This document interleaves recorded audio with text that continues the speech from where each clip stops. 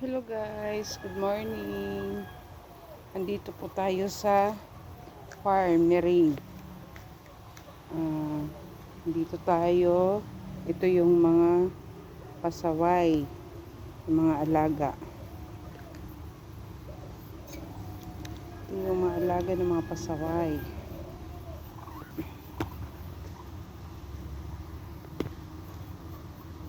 Ayan, may pato. Bago. Puro puro putik. Puro putik yung pato. Ayan yung manok. Naglilinis pa lang. Ayan yung baboy. Tulog yung baboy. Tulog. Di pa nalilinisan. Maulan dito guys eh. Maulan. Ayan yung mga pasaway ng mga alaga. Ayan o, tulog o. Mga busog eh. Yan. Ito si Sandra. Sandra, kamusta ka na? Yan si Sandra. Si Sandrang pasaway. Yan yung nagbabantay dito. Dito guys, tingnan natin yung mga ano. Yung mga pabo. Yung mga pabo.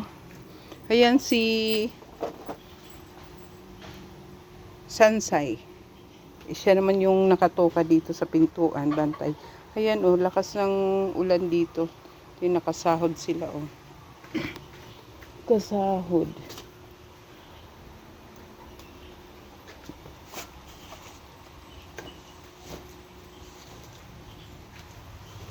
Ay, maputik. Maputik dito guys. Umulan eh. Pa kami nakapaglinis. Ayan yung mga pasaway ng mga pabo. Makain-kain. Makain-kain sila. Wala yung mga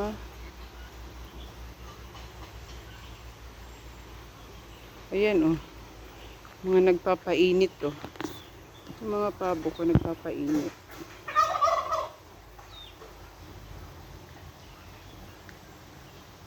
Ayan yun.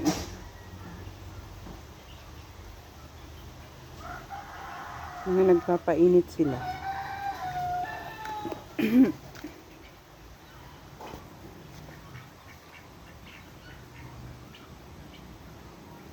Tingnan mo yung ano, yung baha.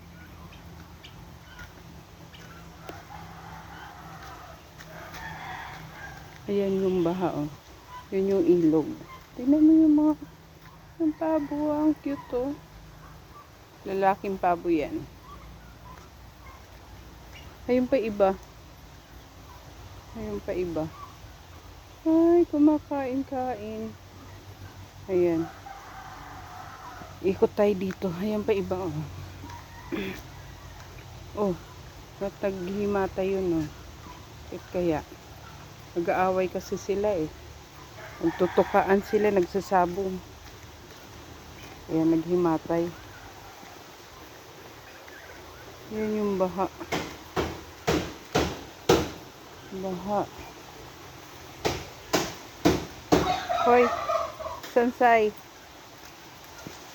Ito yung aso kong mga bantay dito. Marami yan. Ito yung ginagawa namin. Ito yung pinapagawa kong tubig. Para magkaroon kami ng deep well. Kaya lang matagal pa magkatubig eh. Halos 3 months na yung ginagawa eh. Yun oh. Halos 3 months na ginagawa. Ayan yung baha. Ayan yung husband kong makulit. Naggagawa ng kawayan. Iwan ko anong gagawin niya. Ayan yung baha. Ay, ayan oh. Pero hindi naman kami inaabot dito sa taas. Ganyan lang siya. Ang gagawin mo dyan?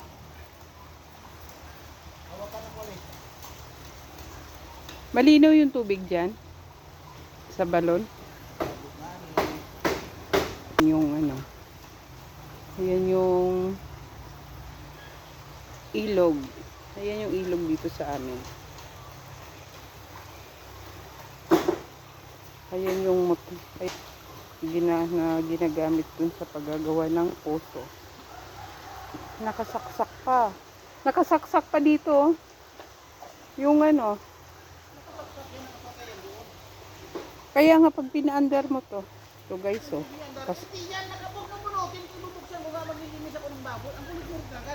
Mainit ano yan. Basa yan. Baka sumabog-sabog yan. Ayan pa. Napapalibutan kami dito ng ano eh. Ng tubig sapa. Ayan oh. Tubig sapa.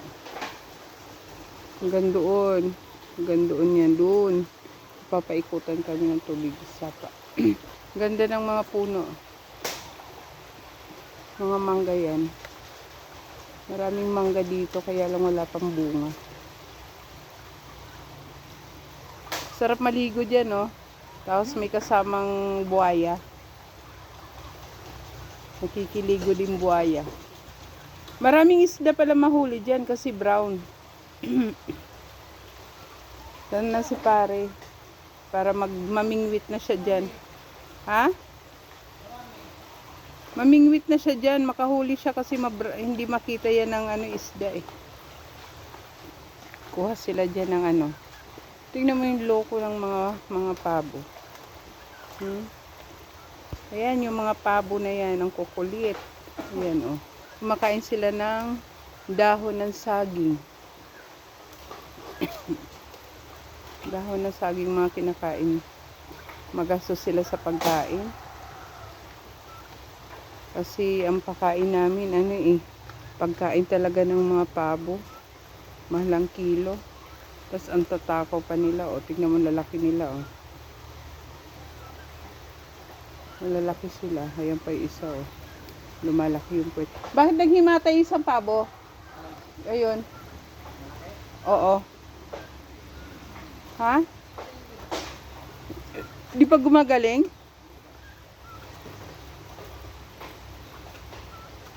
Masira yung saging dito. Oh. Nilagyan ng ano. Sinabitan ng